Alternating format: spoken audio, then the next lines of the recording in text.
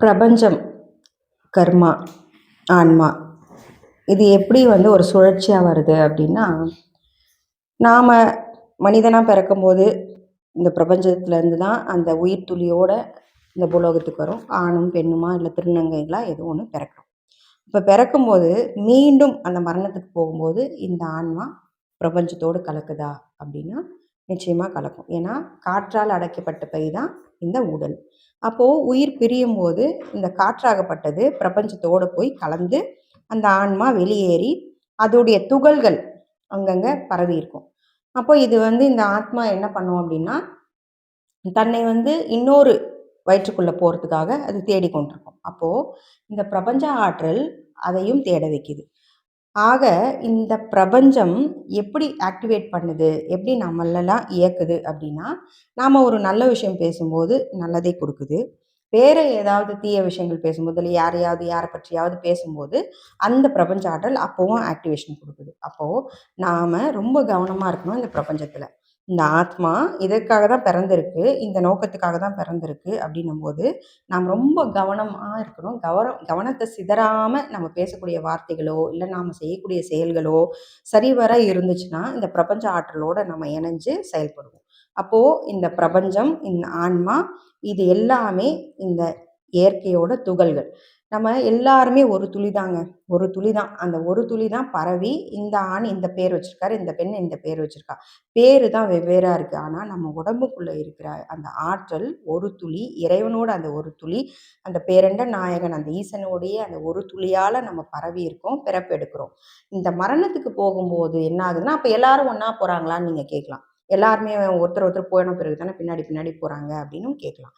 இது ஒரு நல்ல ஒரு கேள்வியா இருக்கும். உங்க மனசுல உதிக்கிறதா இருக்கும். இது எப்படி இருக்கும் அப்படின்னு சொன்னா, நாம எழுதி வச்சுட்டு வந்திருக்கோம். பிறப்புலேருந்து இறப்பு வரைக்கும் நாம தான் எழுதி இறைவன்கிட்ட குடுக்குறோம். இறைவன் கேட்குறாரு, "நீ இந்த அம்மா, அப்பா வயித்துல போறியா? இந்த பிரபஞ்சத்துல இருக்கிற நீ கீழ போய் எந்த அம்மா, அப்பா வேணும் உனக்கு? நீ சூஸ் பண்ணிட்டியா?" அப்படின்னும்போது நம்ம எழுதி தரோம் அவர்கிட்ட. ஒரு பேப்பர், பேனா எடுத்து எழுதி நம்ம அத குடுக்குறோம். அப்போ இந்த பிரபஞ்ச ஆற்றல் நமக்கு அந்த வேலையும் செஞ்சு குடுக்குது. இந்த பிரபஞ்சத்தோடு இணைந்து இந்த ஆத்மா, இந்த உடலோட பேசிக்கொண்டிருக்கிற இந்த ஆத்மா இந்த பிரபஞ்சத்துக்கு வரும்போது அந்த ஆன்ம ரூபத்தை எடுத்து இந்த உடலுக்குள்ள போய் எல்லா வேலையும் சரிவர பண்ணுது. அப்போ சரிவர பண்ணாதவங்களும் இந்த பிரபஞ்சத்துல இருக்காங்களே, கெட்டது பண்றவங்களும் இந்த பிரபஞ்சத்துல இருக்கிறாங்களேன்னா இருப்பாங்க தான். ஏன்னா இது இறைவன் கொடுத்த விதி. இந்த பிரபஞ்சத்துல நம்ம வாழ்ந்து தான் ஆகணும்.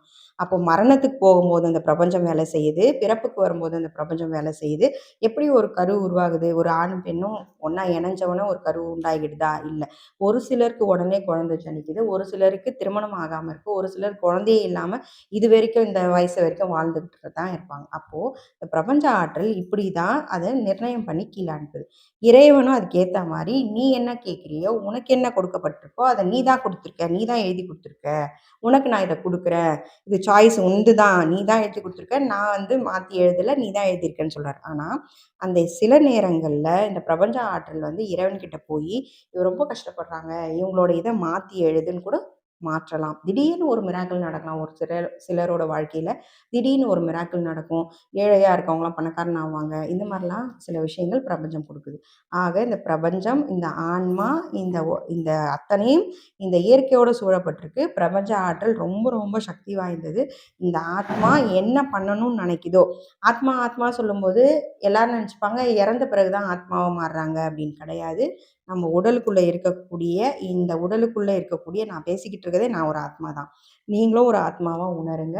ஏன்னா ஆத்மாவா இருக்கும்போது தான் நம்ம சில விஷயங்கள ரூபத்துல இருக்கும்போது தான், இது நல்லதா? இது தீயதா? இத பண்ணலாமா? இத பண்ணக்கூடாதா? அப்படின்னு சிந்தனை பண்ண முடியும். வெறும் ஒரு மனிதனா, ஒரு சாதா மனுஷன் அப்படியே வேலை செஞ்சுட்டு இருப்பான். ஏதோ கெட்டத பண்ணுவான், இத பண்ணுவான், அது பண்ணுவான்னும்போது, அவங்க அந்த உடலு, உயிர், ஆன்மாவும் உணரலன்னு அர்த்தம். நமக்குள்ள இருக்கிற அந்த ஆன்மாவை இந்த பிரபஞ்சத்தோடு இணைச்சு செயல்படணும்.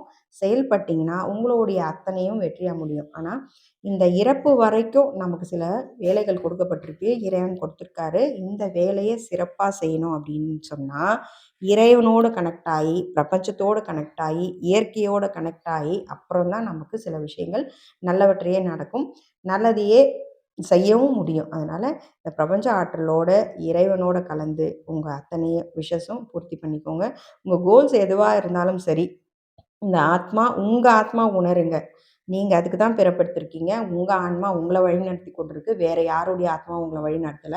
இந்த இடத்துல கேட்கலாம், பல பேரு நெறைய விஷயங்கள் இந்த ஆத்மாலாம் வழி நடத்துதுன்னு சொல்றாங்க. ஏன்னா, வழி நடத்தும்.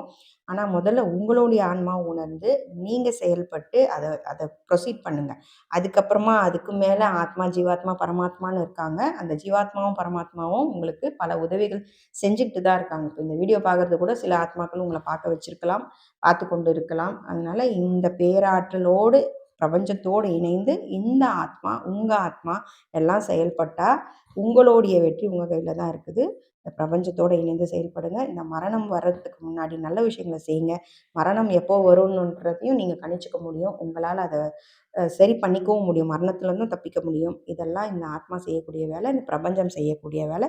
இயற்கையோடு இணைந்து செயல்படுங்க. சின்ன சின்ன விஷயம் கூட இந்த இயற்கையோடு இணைந்து செயல்பட்டு பாருங்க. எல்லாமே வெற்றி தான் கிடைக்கும். இயற்கை நமக்கு பல விஷயங்கள கத்துக் குடுக்குது. அதையும் கத்துக்கோங்க.